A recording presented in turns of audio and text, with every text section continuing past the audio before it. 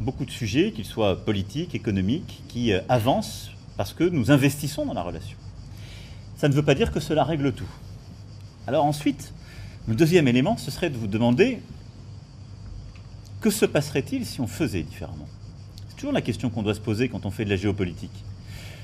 Si on décidait, on n'est pas d'accord aujourd'hui sur des tas de sujets, et donc on va se tourner le dos, faire l'un sans l'autre. Est-ce que ce serait notre intérêt à nous? Mais je crois très profondément que non.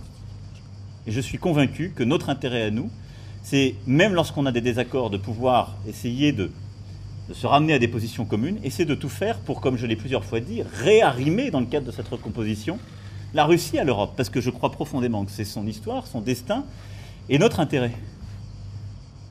Si nous avions laissé les choses se dégrader au niveau du Conseil de l'Europe, quelle est la conséquence concrète? Je pense que pour la Russie, c'était lui dire « on vous claque la porte », mais pour tous les ressortissants russes qui peuvent aujourd'hui aller devant la Cour européenne des droits de l'homme pour défendre leurs droits, c'était fini. Les gens n'en parlent jamais de ça. Si on avait dit « vous n'avez plus votre place au sein du Conseil de l'Europe », ceux qui croient dans ces valeurs européennes auraient décidé, de fait, de moins bien protéger, pour ces valeurs, les ressortissants russes.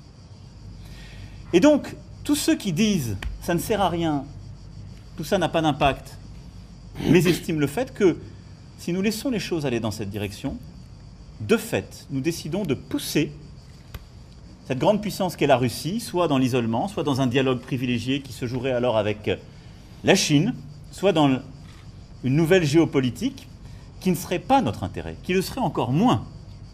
Et nous sommes deux membres permanents du Conseil de sécurité, deux puissances dotées. Nous devons nous mettre d'accord sur les crises. En tout cas, nous devons au maximum nous mettre d'accord, mais nous devons nous parler, converger.